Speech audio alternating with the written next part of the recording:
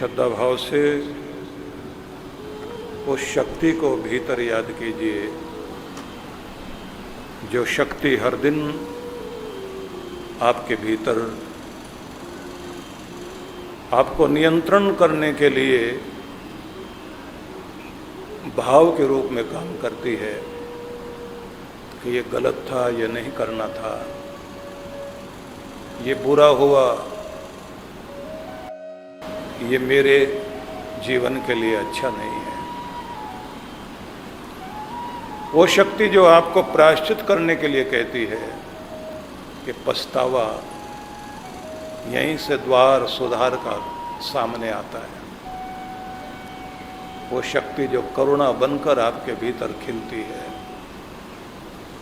वो शक्ति जो आपको मनुष्यता जागृत करते हुए आपको देवत्व की ओर लेकर जाती है, उसी को गुरु शक्ति कहा जाता है। उसी शक्ति के लिए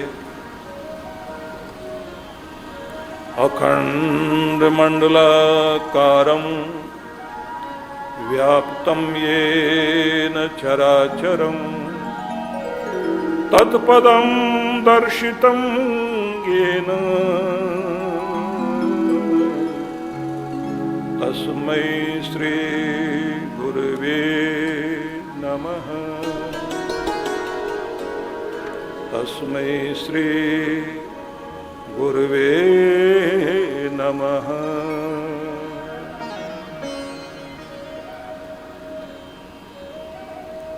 गुरु गीता स्कंद पुराण का अंतिम खंड है और गुरु स्तुति के जितने भी मंत्र बोले जाते हैं, श्लोक बोले जाते हैं, वो स्कंद पुराण के हैं। इस पुराण में शिव और शिवा दोनों का संवाद है, इसलिए कहा अखंड मंडलाकारम। ये जो मंडलाकार समस्त ब्रह्मांड संपूर्ण जगत है, व्याप्तम येन चराचरम, इसमें जो भी जड़ चेतन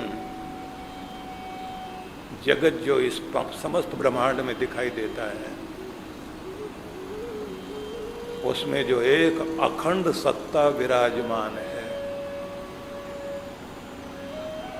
अखंड मंडलाकारम व्याप्तम येन चराचरम, जिसके द्वारा ये संपूर्ण जगत व्याप्त है, जो सब में बसा हुआ है। तत्पदम दर्शितम येन, उसके परम पद को, परम स्वरूप को जिसके द्वारा दिखाया जाता है, जो उसको दिखाने में समर्थ होता है, जो उसके विधि और विधान देकर उस परमात्मा की राह में लगाकर और फिर हाथ पकड़कर आपको आगे लेकर चलता है। मायालोक में चलती हुई आपकी चेतना को जागृत करते हुए ऊपर उठाता है। वो शक्ति, उसके विषय में कहा तत्पदम दर्शितम येन तस्मै श्री गुरुवे नमः। वह शक्ति जो आपको मायालोक में भटकते हुए मनुष्य को परब्रह्म के लोक की ओर ले जाने का कार्य करती है कि और भटकना ना पड़े और दुख भोगना ना पड़े। तो वो शक्ति है गुरु, और उस गुरु शक्ति को ध्यान में रखकर श्रद्धा भाव से प्रणाम करना चाहिए। ध्यान रखें, दुनिया की हर चीज आपको नीचे खींचती है, पीछे लेकर जाती है, और नीचे जाने में मजा बहुत है।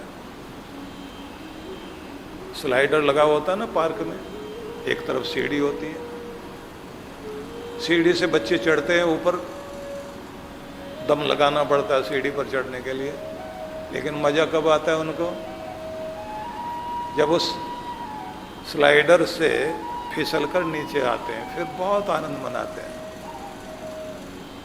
बच्चे स्लाइडर से फिसलकर नीचे जाते हैं, आनंद लेते हैं। हम लोगों में से कितने सारे लोग वे हैं जो अपनी समझदारी की एक स्टेज से हर दिन कुछ नशा करके रोज नीचे फिसलते हैं और फिर कहते बड़ा मजा आया।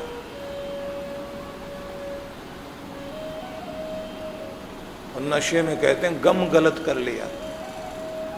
फिसलने में आनंद लगता है लोगों को।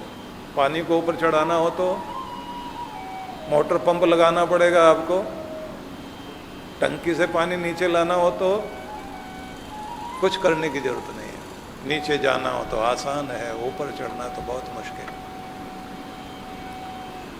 जीवन की उच्चता की सीढ़ियां चढ़नी हो तो एक एक सीढ़ी पर और दम लगाना पड़ेगा। जब और ऊपर जाओगे तो और दम लगाना पड़ेगा। क्यों? नीचे खींचने वाली ताकतें बहुत हैं।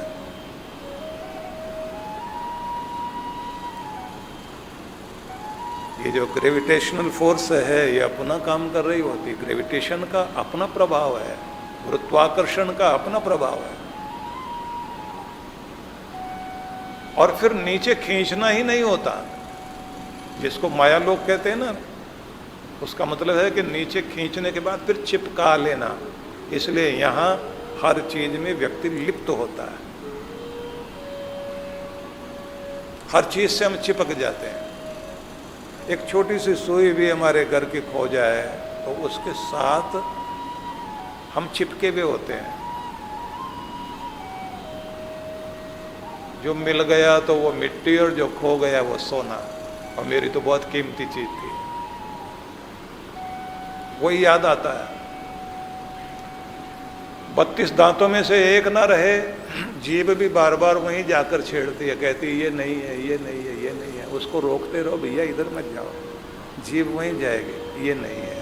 आपके पास में 99 रुपए हों, उसको आप भूल जाएंगे। जो एक नहीं है, 100 की गिनती तो चाहिए थी, वहां ध्यान जाएगा आपका। तो जो खो गया, ध्यान बार बार वहीं जाएगा। जो नहीं है, व्यक्ति का ध्यान अभाव में और प्रभाव में, और जीवन चलता है स्वभाव में। ध्यान कहाँ जाएगा? अभाव में, जो नहीं है। पाना क्या चाहेंगे? प्रभाव। जिएंगे कहाँ? जहाँ है हमारा स्वभाव। स्वभाव को बदला जा सकता है। तो कहा है कि जो इस माया लोक से ऊपर उठाने के लिए आपको निरंतर जागृत करता है, उसकी जरूरत है। उपनिषदकारों ने ये कहा कि जाओ उसकी शरण में। जिसको श्री कृष्ण कहते हैं ना, तद्विद्धि प्रणिपातेन परिप्रश्नेन, उससे जानो। जो तुम्हारे लिए ज्ञानी है, तुम्हारे लिए तत्वदर्शी है।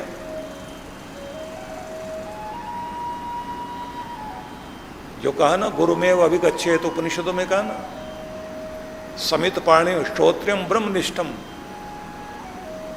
जो श्रोत्रिय है, वेदों का ज्ञान जिसको है, शास्त्रों का ज्ञान जिसको है, ब्रह्मनिष्ठम, ब्रह्मनिष्ठ हो। ध्यान में, ध्यान योग के द्वारा जिसने उसकी प्रतीति और अनुभूति की हो। मैं कई बार ये देखता रहता हूं कि लोगों की वेद तक पहुंच नहीं होती। उपनिषद कोई वेद बता रहे होते हैं और वेद नहीं बोलते हैं, बोले वेद, वेद पढ़ा हमने, वेद पढ़ा। लेकिन जब तक आप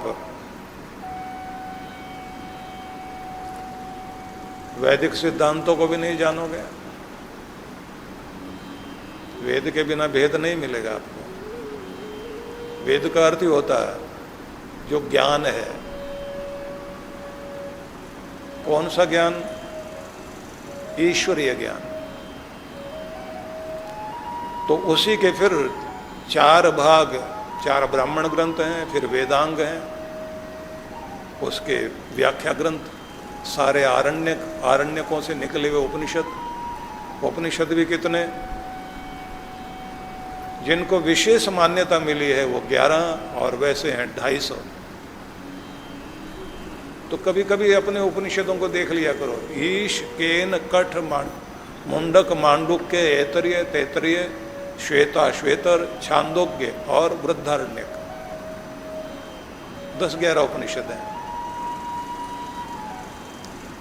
और बड़े अद्भुत हैं। केन उपनिषद को आप पढ़ेंगे तो उसमें सैकड़ों प्रश्न किए गए, उत्तर एक। केन, किसके द्वारा, ये सब है। प्राणों का प्राण कौन है, जीवन का आधार कौन है, मन का मन कौन है, मन विचारता है, तो इस विचार करने की शक्ति किसके द्वारा दी गई है। और फिर ये भी कहा गया, ये चेद वेदी तो सत्यम अस्ति, नो चेद वेदी तो महति विनष्टि। यहाँ आकर अगर उसको जान लिया तो बहुत बड़ी प्राप्ति हो गई। नो चेद वेदित, यहाँ आकर के अगर नहीं जाना, महति विनष्टि, फिर बहुत बड़ा नुकसान, हानि। जीवन का सबसे बड़ा ह्रास यही है कि जहाँ तुम्हारे पास 9 द्वार संसार की तरफ खुलते हैं दुनिया की तरफ जाने के लिए, 10वां द्वार भगवान ने तुम्हें दिया है, ये आखिरी वाला। कहते ना कि जब भगवान ने दुनिया बनाई, मनुष्य को धरती पर भेजा, तो एक शरीर देना था आत्मा को, तो उससे पहले उसको कहा कि तुम्हारे पुण्य कर्म के आधार पर तुम्हें एक बेहतरीन शरीर देना चाहता हूं। उपनिषदों में कथा है, उसका सार अपने ढंग से कह देता हूं। भगवान ने कहा कि तुम्हें एक शरीर मिलेगा, तो कैसा शरीर चाहिए, तो इसने कहा कि मुझे बलशाली शरीर चाहिए जिसमें बहुत बल हो। तो हाथी का शरीर दिखाया गया। आत्मा ने कहा कि बल तो बहुत है लेकिन गति कम है। घोड़े का शरीर दिया गया, आत्मा उसमें गई और जाकर देखा पावर भी है, गति भी है, लेकिन कहा कि ये तो इधर उधर भागता है। मनुष्य क्या करता है ना, घोड़े को उसके आंख के साथ एक ऐसा प्रयोग करता है, जो पट्टा बांधा जाता है ना यहाँ, उसके साथ में आंखों के साथ ऐसा कर देते हैं कि सामने ही देखना है, इधर नहीं उधर नहीं, क्योंकि काम का तभी बनेगा। पर आदमी खुद भूल जाता है कि अगर तू भी अपने साथ वो पट्टा नहीं बांधेगा जिसके द्वारा तू सामने ही देखता रहे, तो लक्ष्य तक नहीं पहुंचेगा। और वो बांधने का काम करता है गुरु के सामने ही देखते जाना, आगे ही देखते जाना। फ्रांस में एक बहुत बड़ा लेखक हुआ वाल्तेयर, क्रांतिकारी व्यक्ति, उसका एक वाक्य है कि जिसने दुनिया बनाई और तुमको बनाया, तो आंखें आगे की तरफ क्यों लगाई, पीछे की तरफ क्यों नहीं। कहता है कि इसको बार बार सोचना, क्योंकि वो चाहता है कि तू आगे ही आगे देखे और आगे ही आगे बढ़े, और हर दिन तेरा ध्यान इस बात पर रहे कि पहले से कितना आगे बढ़ा हूँ, कितना आगे बढ़ा हूँ, कितना आगे बढ़ा हूँ, कितना आगे बढ़ा हूँ। अपना लक्ष्य ध्यान में रख और अपनी आंखें ध्यान में रख लक्ष्य की ओर। तेरा जीवन यादगार जीवन हो जाएगा। नहीं तो दुनिया में भीड़ बहुत है, आ रहे हैं और जा रहे हैं, वही याद किया जाएगा जिसकी आंखें आगे की तरफ लगी हुई हैं, लक्ष्य की ओर लगी हुई हैं। इसलिए भगवान ने तेरी आंखें आगे की तरफ लगाई है कि आगे देख, न दाएं न बाएं, आगे जाना है। तो भगवान ने फिर कहा कि अच्छा ये शरीर पसंद नहीं है तो फिर कौन सा चाहिए। बोले इसमें पवित्रता नहीं है महाराज, कोई पवित्रता वाला शरीर दे दीजिए। तो गऊ का शरीर दिखाया गया। आत्मा उसको देखकर बहुत प्रसन्न हुई, इसमें देवों का भी वास है। सूर्य से इसकी ऊपर की जो ककुद है, जो ऊपर उसकी रीढ़ जाती है, उसके ऊपर एक ऊंचा उठा हुआ स्थान होता है ना, वो सूर्य से संबंध है उसका, सूर्य नाड़ी। और इसी कारण गौ के दूध में पीलापन आता है, उसका मक्खन भी थोड़ा पीला पीला होता है। उसका सीधा संबंध ही बुद्धि से है। इसलिए आप भैंस के बच्चे को देखिए, अगर उसको खूंटे से खोलकर दूध पीने के लिए भेजा जाए, इतना धीरे धीरे चलेगा। कई बार तो पीछे से धक्का देना पड़ता है कि भाई चल आगे। गाय के बछड़े को छोड़िए आप, इतना उछलकर दौड़ता हुआ माँ के पास जाएगा और माँ भी उसे चाटने लग जाती है। प्रेम पाना भी जानता है, प्रेम लेना भी जानता है, प्रेम देना भी जानता है। माँ के लिए वो चल रहा है। और नियम भी बड़ा अद्भुत है। बकरी हो और गौ, इनके घी से हवन करने का विधान है। इसलिए जो आहुतियां दी जाती ना, आज्या आहुति, तो आजा बोलते ना बकरी को। बकरी का दूध भी बहुत बुद्धिवर्धक माना जाता है। और गौ का दूध तो कमाल का। इनके घास खाने का तरीका भी बड़ा कमाल का है। गौ को छोड़ दीजिए आप, तो फिर वो कौंपलें, दूब घास की कौंपलें काटती है। और भैंस को खाते हुए देखना, पूरा घास पकड़कर जड़ सहित उखाड़कर मिट्टी भी साथ में जाती है अंदर। इसलिए गौ का दूध पवित्र माना जाता है, बुद्धिवर्धक माना जाता है। और वेदों में तो उपमा दी गई, वत्सम जातम इवाग्न्या, प्रेम की उपमा दी गई। एक भोला रूप लेकर गौ विचरण करती है, लेकिन अगर उसके बच्चे को, नवजात बछड़े को किसी ने छेड़ दिया, शेर भी आ जाए तो उससे भी लड़ने को तैयार हो जाएगी। अपने प्राणों की भी परवाह नहीं करती।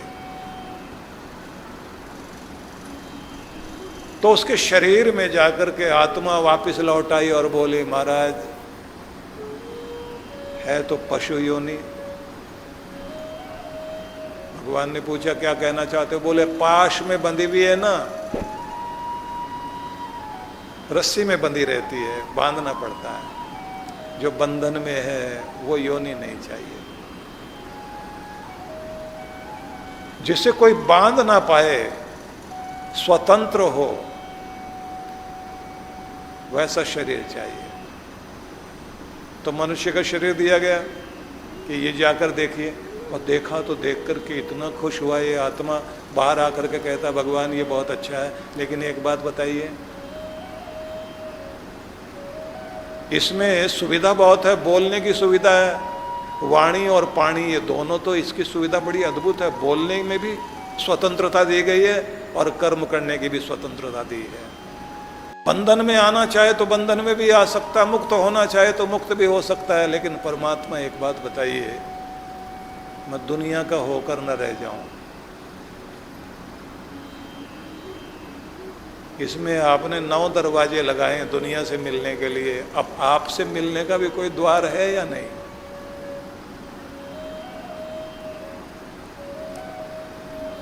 भगवान मुस्कुरा करके बोले कि एक दरवाजा बनाया लेकिन गुप्त है, 10वां द्वार है। और याद रखना, हर दिन ब्रह्मांड का जो मस्तिष्क है, जिसके द्वारा संसार संचालित होता है, जैसे आपका मस्तिष्क है, जिस मस्तिष्क के द्वारा सभी ग्रह, नक्षत्र, सभी तत्व व्यवस्थित होकर के कार्य करते हैं। कब किस बीज को उगना है, कब उसकी जड़ें निकलेंगी, उसको जमीन में जाना, और कब उसको अंकुरित होना है, और पूरा साल जमीन में पड़ा हुआ है, उसको कौन कहता है कि समय आ गया उगने का? तो वो उगता है। पूरे संसार की जो व्यवस्था बनाई गई है, तो ब्रह्मांड का मस्तिष्क पूरी तरह से काम करता है और उस मस्तिष्क को और उस व्यवस्था को, उस सिस्टम को चलाने के लिए जो देव शक्तियाँ, जो एनर्जी काम कर रही है, और उस शक्ति से ऊपर जो परब्रह्म की पावर है, जहाँ से ये सब संचालित होता है, वो हर दिन व्यक्ति के मस्तिष्क में, रात्रि में जैसे ही आप सोते हैं 9 बजे से लेकर के 12 बजे के बीच में डोपामाइन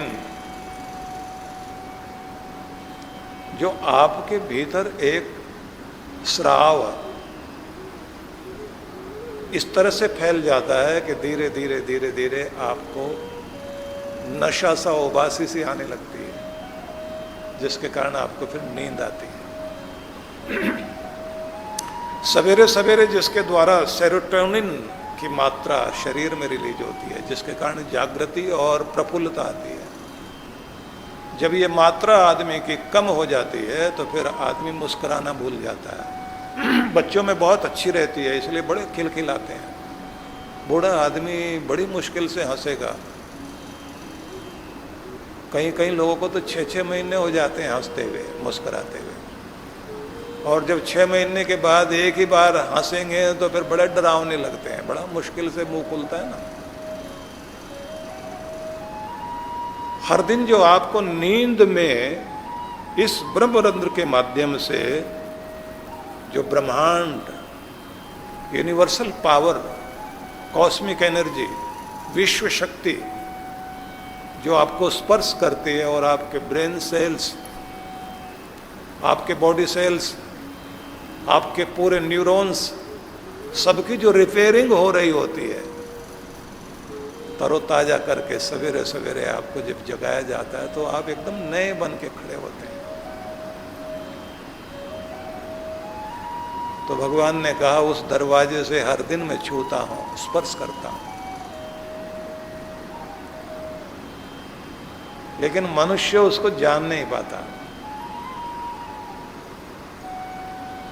तो जीव ने कहा कि भगवान मैं आपसे मिलना चाहूं, वो दरवाजा खटखटाकर आप तक आ सकूं, वो दरवाजा भी पहचान सकूं और आपकी तरफ आ सकूं, उसके लिए मुझे क्या करना होगा? तो भगवान ने कहा कि इस धरती पर मैं अपना प्रतिनिधि भेजूंगा, जब तुम उसकी शरण में आ जाओगे तो तुम्हें वो बताएगा कैसे द्वार को खटखटाना है। कबीर की बेटी कमाली ने गीत गाया था ना, रंग महल के 10 दरवाजे, न जाने कौन सी खिड़की खुली थी, सैया निकस गए मैना लड़ी थी। व्यक्ति का शरीर घर के आंगन में पड़ा हुआ है और आत्मा निकल गई। अब शरीर को कहा जा रहा मिट्टी है ये। देखने में लगता है कि वो माँ थी या पिताजी थे। शरीर वही है, आंखें खुली हैं, मुंह खुला हुआ है, लेकिन अब बोलता नहीं। जब तक आत्मा थी तो उसमें सारी शक्ति थी। अब तो मुर्दा शरीर हो गया, हाथ लगाकर भी आदमी हाथ धोता है।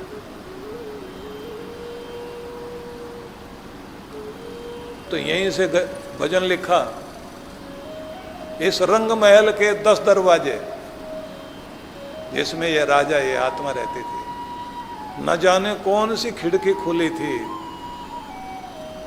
सैया निकस गए, इसका जो मालिक था निकल गया। और डेड बॉडी बोलती है मैं ना लड़ी थी, मैंने तंग नहीं किया था उसको, कहा था रहो रहो रहो, लेकिन नाराज होके चले गए।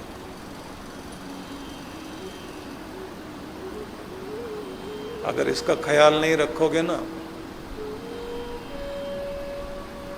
ये देह जब रहने के काबिल नहीं रह जाती तो आत्मा अपनी शक्तियों को, प्राण शक्तियों को खींचना शुरू कर देता है। कभी टांगे जवाब देने लग जाती हैं कि रहने लायक मकान नहीं, लड़खड़ाता है। कभी कान जवाब नहीं देंगे, आंख जवाब नहीं देगी, दांत भी हिल जाते हैं, बहुत खा पी लिया अब नहीं। इसको रहने लायक बनाए रखो तो इसका मालिक इसमें रहेगा। तो अपना ख्याल आपको ही करना है ना। दूसरों को कहते हो take care take care take care take care, सबको कहते हो, अपने आप को कब कहोगे? आज संकल्प लो कि आप अपना ख्याल रखोगे, अपनी केयर करोगे, अपना ध्यान रखना आपकी जिम्मेदारी है ना।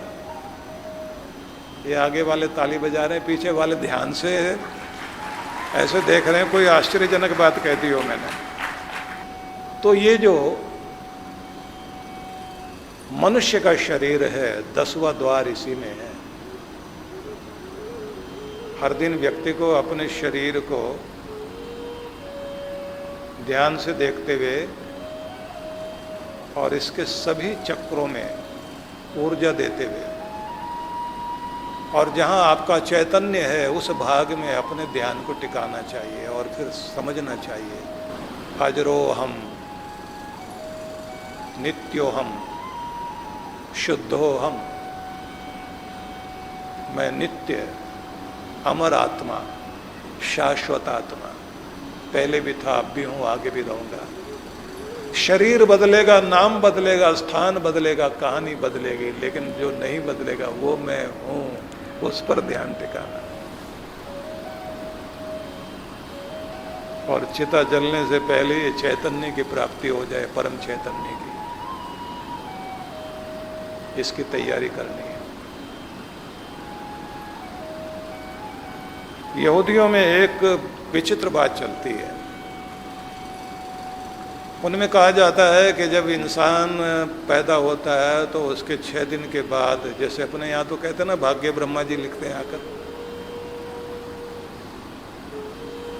तो उनके यहाँ कहा जाता है कि ये जो आदमी के दोनों कान है ना, ये दुनिया की तरफ नहीं लगे होते, ये उसकी तरफ से लगे होते हैं जहाँ से चल के आदमी आया, जिसने भेजा दुनिया में।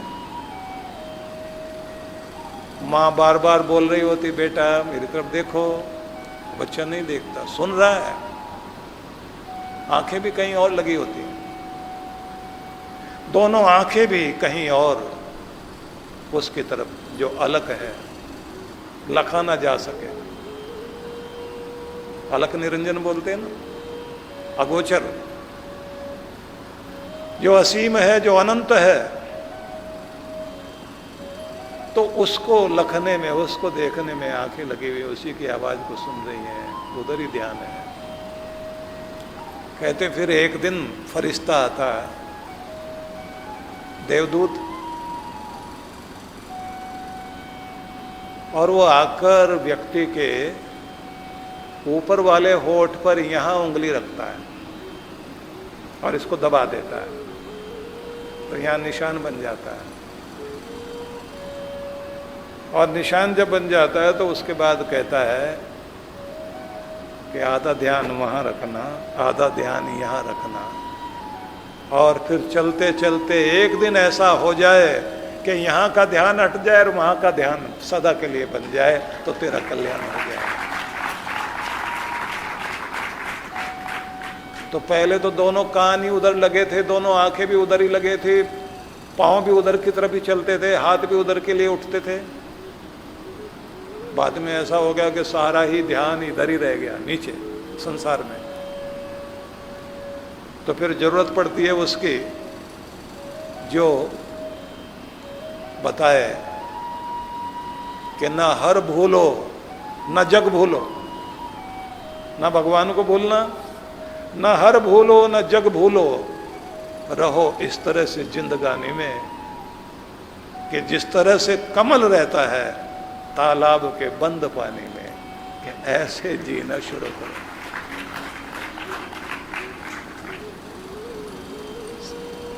कमल खिला हुआ है जहां, उस तालाब की शोभा बना हुआ है, पानी में रहकर भी पानी से ऊपर, और कमल के पत्ते,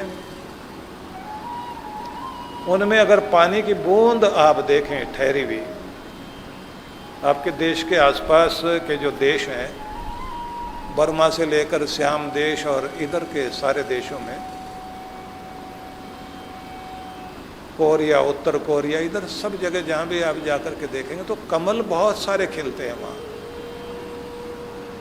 कुमुदनी रात्रि में जो खिलती है, भारत में भी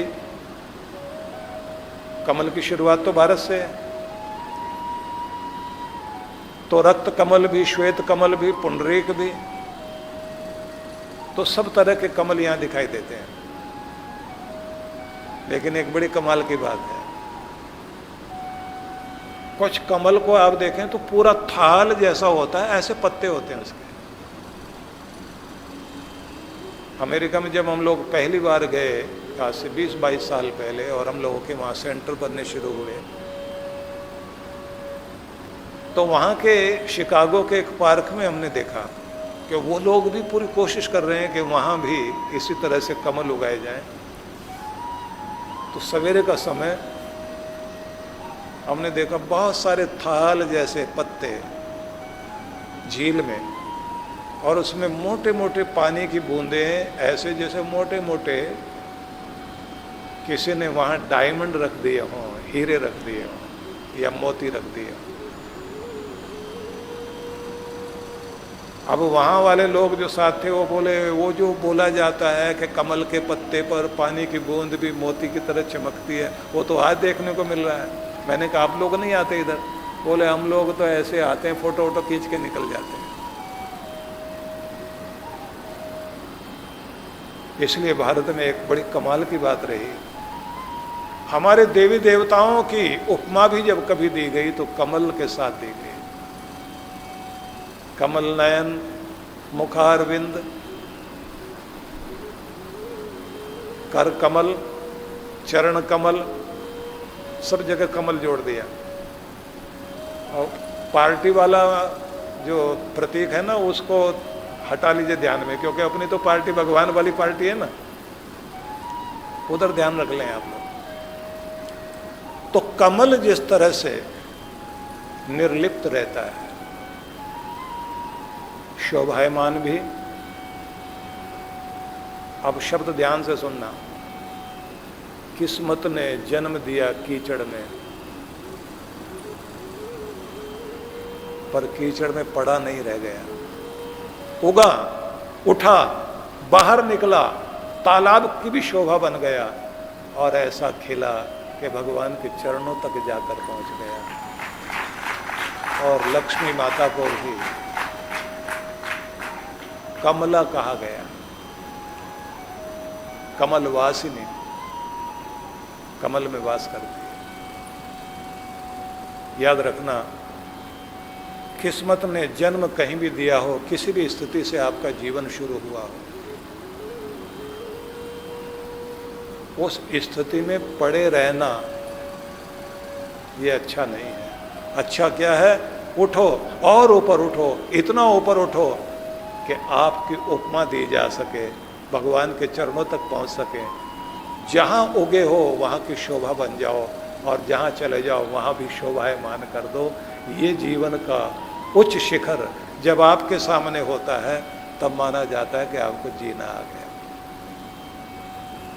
तो भगवान ने कहा, तत्पदम दर्शितम येन तस्मै श्री गुरुवे नमः। पर ब्रह्म परमेश्वर के स्वरूप को दर्शाने का कार्य जो करता है, कि उस गुरु को प्रणाम करें। और यहाँ तक हम लोग जो पाठ करते हैं ना, ध्यान मूलम गुरो मूर्ति, पूजा मूलम गुरो पदम, मंत्र मूलम गुरोर्वाक्यम, मोक्ष मूलम गुरो कृपा। अब यहाँ शब्द देखिए, ध्यान मूलम गुरो मूर्ति। ध्यान के लिए सर्वप्रथम जिनका ध्यान करना चाहिए, ध्यान में जाने से पहले, जैसे देवी देवताओं की पूजा की जाती है तो पहले गणपति की पूजा होती है, ध्यान में जाने से पहले गुरु का ध्यान करना चाहिए।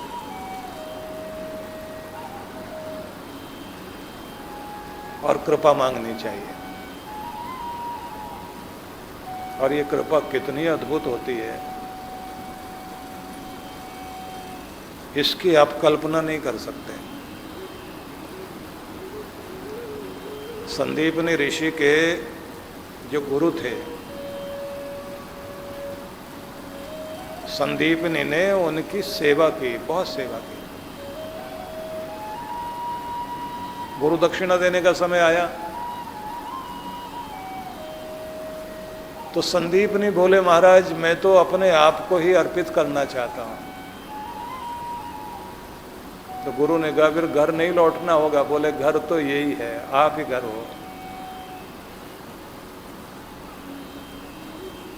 बोले परिवार, बोले गुरु का परिवार ही मेरा परिवार। जीवन, बोले गुरु में जीवन ही मेरा जीवन। कार्य, बोले गुरु कार्य ही मेरा कार्य। इच्छा, बोले गुरु इच्छा ही मेरी इच्छा।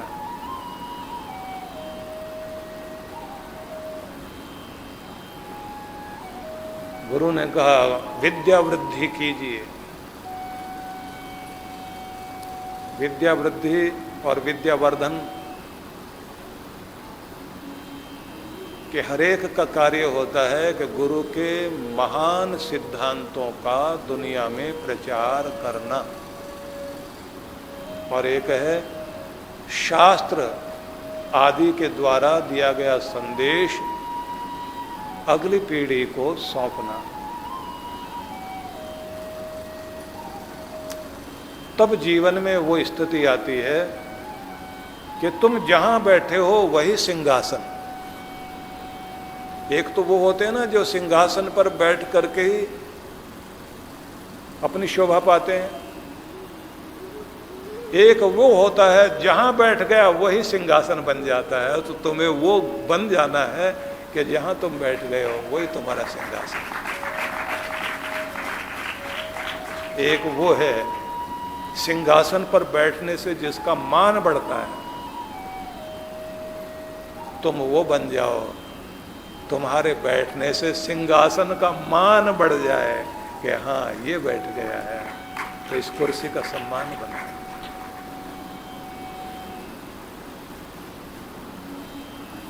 तो कहा गया विद्या की वृद्धि कीजिए, विद्या वर्धन कीजिए, गुरु परंपराओं का संरक्षण कीजिए, सिद्धांतों को आगे बढ़ाइए, संस्कारवान बने। उपनिषद में आता है ना कि जब गुरु शिष्य को विदा करता है तो आखिर में संदेश देता है। जब विदाई का समारोह होता है तो तैत्तिरीय उपनिषद में आप पढ़ेंगे, वहां बहुत विस्तृत व्याख्या की गई है। संदेश है, छोटे छोटे संदेश हैं, और अधिकांश विश्वविद्यालयों में भी दुनिया में जाते हुए विद्यार्थियों के लिए फिर वो शब्द बोले जाते हैं, परंपरा के अनुसार बोले जाते हैं। सत्यम वद धर्मम चर, सत्यम वद धर्मम चर, स्वाध्यान मा प्रमद न प्रमदितव्यम, अतिथि देवो भव, मातृदेवो भव, पितृदेवो भव, आचार्यो देवो भव। बड़ा लंबा चौड़ा उपदेश है। अब सामान्य देखें तो अर्थ समझ में यही आता है, छोटी सी बात, सत्यम वद, सच बोलना, धर्मम चर, धर्म का आचरण करना। लेकिन बात इतनी नहीं है। बात क्या है? सत्य बोलते हुए जीभ लड़खड़ाए नहीं तुम्हारी। धर्म बोलने की चीज नहीं है, आचरण की चीज है। धर्मम चर, धर्म का आचरण करना। तुम्हें देखकर न जाने कितने लोग तुम्हारे अनुवर्ती होंगे। दुनिया के जिस कार्य क्षेत्र में निकलने लगे हो, सत्य को पहचानना। सत्य की ओर, सत्य है परमात्मा, सत्य है परब्रह्म, उसकी वाणी बोलना। जिस वाणी में परमात्मा का नाम बैठा लिया उसमें अपशब्द कभी मत बैठा लेना, दरिद्रता आ जाएगी। आपके ग्रंथों में कह दिया वचने का दरिद्रता, बोलने में दरिद्र मत बन जाना। किसी की भी अच्छी बातें दिखाई दें, हृदय से बोलना, प्रशंसा दिल से करना, शब्दों से नहीं। सत्यम वद धर्मम चर, स्वाध्यान मा प्रमद, पढ़ाई रुक नहीं जाए, पुस्तकें यहां छूट ना जाएं, स्वाध्याय करते रहना। स्वाध्ययन दोनों चलना चाहिए। अच्छा पढ़ना और स्वयं का चिंतन करना। हर दिन जीवन को उत्कृष्ट बनाने की जिम्मेदारी तुम्हारी है। न प्रमदितव्यम, और कभी आलस्य मत कर देना। स्वाध्यान मां प्रमदितव्यम, स्वाध्याय के लिए प्रमाद न करना। लापरवाही हर चीज की चल सकती है, आलस्य किसी भी चीज का चल सकता है, लेकिन पवित्र ग्रंथों का पढ़ना ज्ञान अर्जन करने के लिए कभी भी आलस्य मत करना। भर्तृहरि ने एक परिवार कहा है, व्यक्ति का आध्यात्मिक परिवार, तो उसमें भोजन की बात भी की है।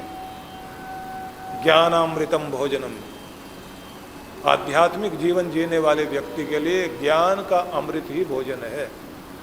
दिशोपि वसनम ज्ञाना अमृतम भोजनम, ज्ञान अमृत का भोजन हर दिन करना चाहिए। एते यस्य कुटुंबिनो वद सके कस्माद भयम योगिना, जिसके ये सब संबंधी लोग होते हैं। कौन कौन से संबंधी? धैर्यम यस्य पिता क्षमा च जननी शांति चिरम गेहनी, एक परिवार बताया गया। धैर्य को पिता बना लेना।